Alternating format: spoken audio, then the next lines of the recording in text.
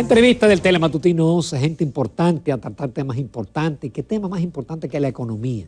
Nos acompaña el licenciado Miguel Collado Di Franco, economista, por supuesto. Él es vicepresidente ejecutivo del Centro Regional de Estrategias Económicas Sostenibles. Si le da mucha brega, crees. Buenos días. Buenos días, Miguel. Hola Miguel, Ramón. buenos días. Hola Jacqueline. ¿Cómo estás? Muy bien, encantado de estar con ustedes de nuevo. No, el placer es nuestro porque hay muchos temas en economía y ya no hay muchos economistas objetivos imparciales. Ya la mayoría de los economistas tienen un juicio sesgado dependiendo de donde estén ubicados políticamente. Miguel, ¿qué opinión te merece el cambio de política monetaria? De una política monetaria restrictiva a una política monetaria flexible, baja de la tasa de política, que no creo que eso va a tener mucha influencia, pero sí la artillería pesada de 94 mil millones a la calle. Que perdón, he visto artículos de gente muy entusiasmada, dice que bueno, va a haber dinero en la calle. Porque creen que se va a tirar así dinero y se va a repartir de un avión, Sí. de un helicóptero.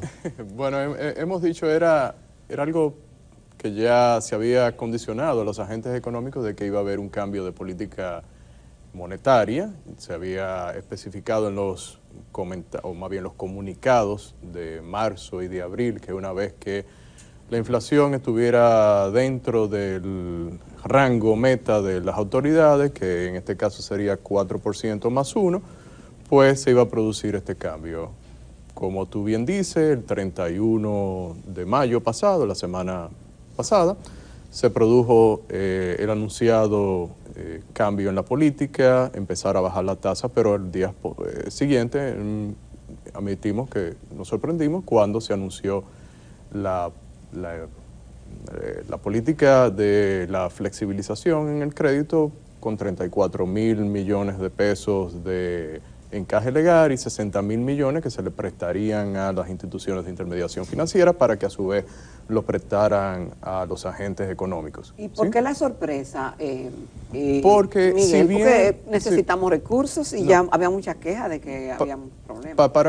Para terminar la pregunta inicial, si uno entendía, bueno, las autoridades vienen diciendo, una vez estemos dentro del marco de la meta de inflación, pues se irá flexibilizando, pero 94 mil millones es alrededor de 1.5% del Producto Interno Bruto, 1.700 y tanto, el equivalente a 1.700 y tantos millones de dólares. Entonces tú vas a tener, si bien la intención ya marcada es, uno la intuía, de estimular la economía. Olvidamos la parte de mantener el poder adquisitivo del peso y la política que siempre, la meta que siempre está implícita, que es la del tipo de cambio.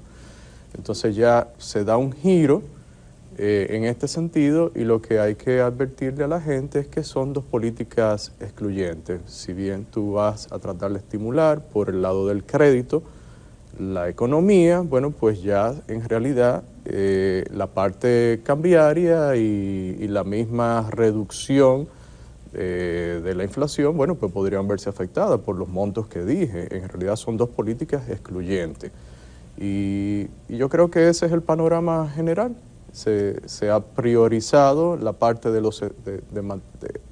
retornar a un estímulo monetario, es un estímulo artificial, igual que son los estímulos fiscales, estímulo monetario como se hizo a partir del 2020. Y tú dices, bueno, pero ¿por qué no? Porque de nuevo, es algo a lo que nos estamos acostumbrando. Una vez cumplimos el ciclo monetario, se empieza a normalizar, entonces volvemos la expansión. Y eso habrá que ajustar nuevamente. Y entonces estamos en esto de, reitero, los estímulos artificiales monetarios, y así no es como crece el desarrollo en la economía. Entonces hay que tener eso pendiente. ¿Y cuál es decir? Tú decías que te sorprendió la medida. Obviamente, si las autoridades monetarias han tomado esta decisión, estará fundamentada en un estudio exhaustivo de cómo está la economía y qué se quiere en estos momentos. Si se logró el rango meta, que yo supongo que es individual para cada país en el caso de la inflación, ¿qué tiene más perjuicio según a tu modo de ver o beneficio? Si mantener la política que se tenía anteriormente restrictiva o ahora esta nueva expansiva? En realidad, el tema es, de nuevo, ¿cuál es el objetivo que se debe siempre mantener desde la autoridad monetaria? Y me refiero a todas partes del mundo. Estamos viviendo una época en que los bancos centrales se han vuelto en el inyector de liquidez de primera instancia. Lo estamos viendo desde el año 2008. ¿Y cuál es el perjuicio? Principalmente cuando empezó la crisis financiera internacional en Estados Unidos y fue el Banco Central que dio el ejemplo. La idea para nosotros como institución es que las instituciones financieras se enfoquen precisamente en mantener el valor de compra de la moneda de que se trate.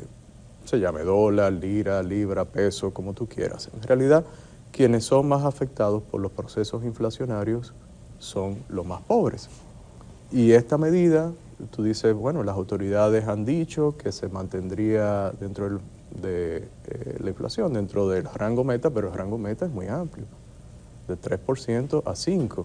Eso quiere decir que los precios ahora mismo, la inflación subyacente está en 5.51, dicen las autoridades. Que es la inflación de tipo monetaria. Correcto, que es la que deberían, se supone, según la teoría convencional moderna, estar viendo las autoridades monetarias. ¿Eso qué quiere decir? Que esos precios que están medidos a través de esa medida de inflación, pues en el último año se incrementaron en esa magnitud. La otra inflación, la general, está en 4.43, es decir, los dominicanos en promedio están experimentando, reitero, de acuerdo a esa medida oficial, un incremento en los bienes y servicios que consumen superior al 4%, casi 4.5%, por esa medida. Entonces, esto tiene un impacto. Si tú miras la serie del mismo Banco Central de los ingresos, la última que se dispone, que se publica con las estadísticas del mercado laboral, te fijas cómo está estancado el ingreso por hora de los dominicanos, el ingreso real, a pesar de los incrementos que ha habido en el ingreso nominal, salarial y la contratación muy importante del gobierno de empleados. Entonces, ¿qué quiere decir esto? Que los dominicanos, en comparación con el 2019, en términos reales, solamente han visto un incremento de 2% de sus ingresos desde el 2019 hasta la última medición de finales de 2022. Entonces, hay que tener cuidado con esto. Miguel, pero aparte de eso, esa expansión monetaria tendrá que ser neutralizada de alguna forma, y la forma es vía los certificados, la deuda. Ya la deuda del banco está llegando al billón. 996.000 millones. Exactamente. Vimos el último dato. Ese es el último dato. Es decir, está llegando al billón, que son como 18.000 millones de dólares. Más, 19.000. 19.000 millones de dólares. Sí. Obviamente eso es preocupante. Porque el banco va a retirar ese dinero, pero lo tiene que retirar de alguna manera. Porque si no, la inflación se le va a ir. Es correcto. Es una forma de tratar de que el impacto sea menor. Entonces, como bien dices, y recuerdo que lo habíamos tratado en la última intervención, en la última entrevista acá, es una preocupación, obviamente, que el ente emisor de moneda tenga unos pasivos tan grandes, unos pasivos no monetarios. Y como bien dices, eso es algo a tener en cuenta. Y obviamente este tipo de política contribuyen al crecimiento de esas emisiones de notas y letras del ente emisor de moneda en República Dominicana. Miguel, ¿hay una fórmula para manejar correctamente la economía?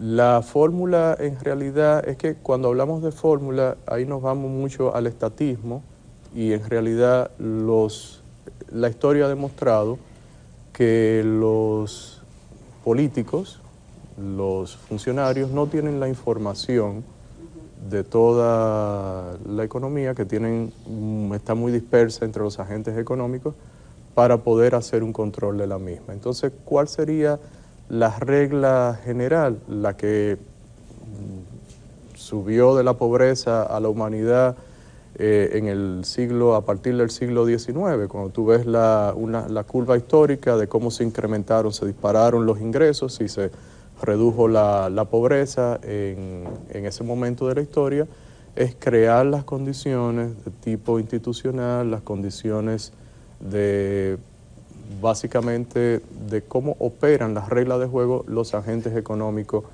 y que florezca la economía a partir de ese ambiente, que es lo que siempre hemos venido propugnando en el CRE. Fíjense cuando se pensó y se ejecutó en los 90 una política de ese tipo, bueno, pues tú tuviste un incremento en los ingresos reales superior al 35%, tuviste una reducción de la tasa de desempleo que andaba en el 20 y pico por ciento. ¿Te refieres a las reformas que se hicieron con el doctor Balaguer? Las reformas estructurales que se hicieron. En ese momento, sí, los gobiernos que se sucedieron en los 90, pero principalmente ese. Tuviste reducción de pobreza sin necesidad de tomar dinero del contribuyente para, a través de un mecanismo, llevarlo como subsidio, porque ahora la pobreza, dicen las autoridades, es menor en 4 puntos porcentuales, gracias al PAE, que es el programa de alimentación estudiantil, gracias a los otros subsidios. Entonces no es real, no es real. Tú no tienes un incremento de los ingresos reales de la población a través de ganancias de productividad, que eso es lo que debiéramos aspirar. Miguel, ustedes manejan muchos datos y se sabe que siempre en tiempo de campaña se flexibiliza la política monetaria, pero también la fiscal. Yo en estos días presenté un cuadro donde desde el 2003 hasta el 2020, con toda la pandemia, siempre los ingresos fiscales eran mayores pero los ingresos corrientes eran mayores que los gastos corrientes. Ahora, en este año 22, va por 53.000 millones de déficit entre ingreso corriente y gasto corriente. Es decir, el gobierno ha disparado el gasto. Sí, nosotros... Y ha aumentado el déficit en términos de lo que debió ser a mayo. Si tú lo comparas con el déficit que teníamos para esta misma época, bueno, en realidad hubo un superávit el año pasado en el periodo último que analizamos, y ahora hay un déficit, como muy bien dices. En realidad sí, ha habido una ejecución un poco mayor en este año, y es una tendencia, como señalas, que el ciclo político que inicia el año previo a las elecciones en República Dominicana tenga un impacto sobre la política fiscal, sobre esa expansión fiscal, esos estímulos fiscales, que también lo estamos viendo en la política monetaria, como ya analizábamos. O sea, hay que prestarle atención en este año a la ejecución fiscal. Y lo veníamos advirtiendo ya desde octubre del año pasado, cuando se estaba discutiendo el presupuesto, que en este año ese era uno de los riesgos que existían y que todavía permanecen. Entonces, yo creo que la población tiene que... Estos espacios son buenos para educar a la gente a que esos estímulos lo pagamos nosotros. Y con nuevos ajustes después de las elecciones. Lo pagamos, correcto. Si no es con nuestros impuestos actuales, serán con impuestos futuros, ya sea con incrementos que vengan o diferidos con la emisión de nueva deuda, que son impuestos que hay que pagar en algún momento. Entonces, eso es importante tenerlo presente. Vamos a una breve pausa, Miguel Collado, que esto está interesante. Volvemos en unos minutos con otros temas de interés del área de la economía.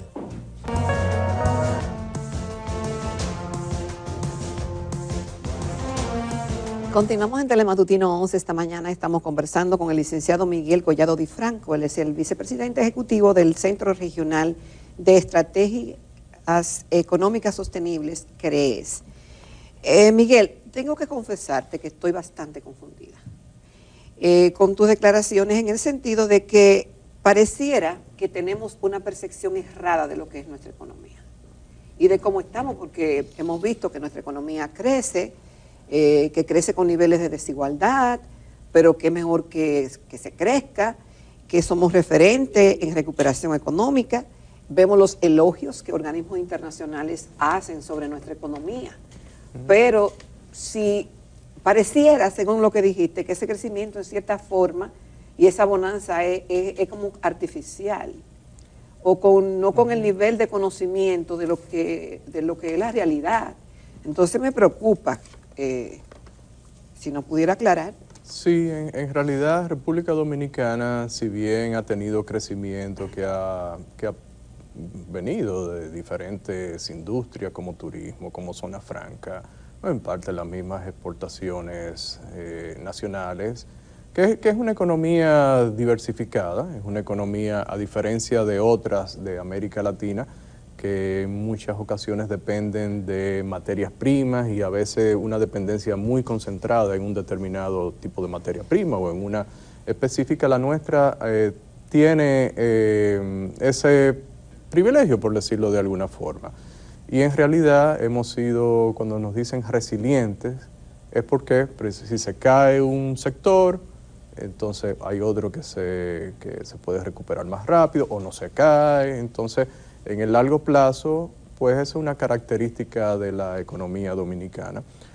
Pero en realidad sí ha habido un elemento de estímulos, como lo llamamos artificiales, en el comportamiento durante muchos años de la economía de República Dominicana.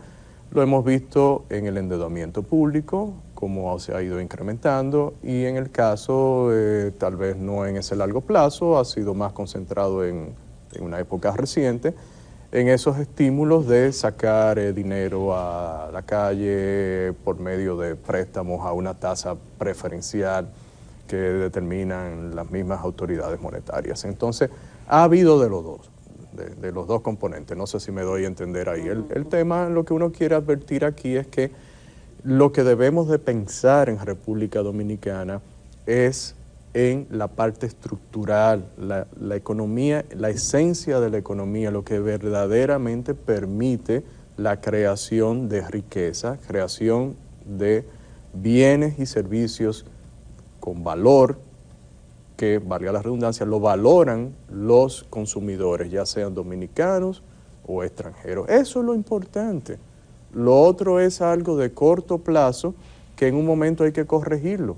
Si usted tiene un estímulo fiscal, como decíamos anteriormente, eso va a haber que pagarlo. Ese desajuste, ese exceso, va a haber que pagarlo con impuestos presentes o futuros. Eso en la puede, parte monetaria puede explotar también. en un momento. Hay un riesgo que siempre... Si tenemos un riesgo de que eso... Siempre hemos venido advirtiendo desde el CRES, sobre todo en la parte fiscal.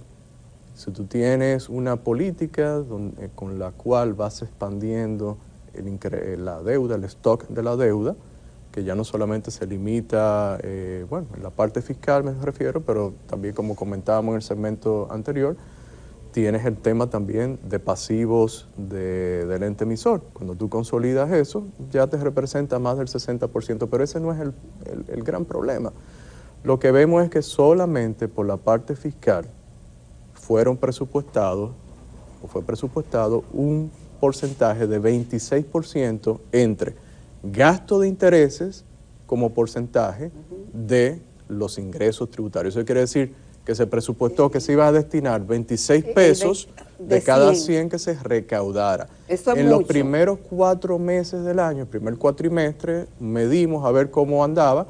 No es la medida que te va a determinar el año entero, pero en ese cuatrimestre fue 29, más de 29.3% la relación. Eso es mucho. Es mucho. Es insostenible en el tiempo. Lo es en el tiempo. Entonces, por eso es que bueno. el informe del fondo habla de la sostenibilidad fiscal. Claro que sí. Pero nos queda pocos minutos, Miguel, y yo no puedo dejar pasar por alto, porque ustedes hablaron de eso. Porque para mí fue una sorpresa que el Poder Ejecutivo sometió un proyecto de ley de responsabilidad fiscal, que eso está en la estrategia de desarrollo, pero supone que iba junto con un pacto fiscal. ¿Cuál es la opinión de ustedes en relación a ese proyecto de ley? Precisamente en el marco de lo que estamos conversando acá, es positivo que ahora mismo estemos discutiendo y que se muestre ese tema y que se muestre el interés de controlar el gasto de cierta forma y que se ponga un objetivo de ir reduciendo la deuda, por lo menos como porcentaje del Producto Interno Bruto. Lo vemos, reitero, positivo. Sin embargo, a la luz del mismo proyecto de ley que en un momento elaboró el CRES junto con la FINJUS, que fue sometido, digo proyecto de ley porque fue sometido al Congreso por 5 diputados en el año 2013 y estuvo por diferentes periodos, pues a la luz de eso nosotros entendemos que está incompleto, que le faltan más reglas, solamente tiene una de gasto primario, El tema de la deuda se ve como un objetivo, no como una regla, y entendemos que en ese sentido lo que necesitamos es mayor fortaleza en una ley de este tipo, y ojalá en las discusiones en el Congreso pues se llegue a esa conclusión y salga un proyecto de ley que nos ayude a reducir la deuda en términos absolutos de República Dominicana. Miguel Collado, como siempre, agradecido por esos enfoques tan objetivos y tan reales. Gracias por Muchísimas la invitación. gracias. Muchísimas gracias, Miguel. Gracias. Y en la recta final tenemos nada más y nada menos que a la magistrada Kenya Scarlett Romero Severino. En la prensa siempre dicen nada más Kenya Sí, Romero. déjalo ahí para que Ella es sepa que jueza ella- del 7º juzgado de instrucción del Distrito Nacional.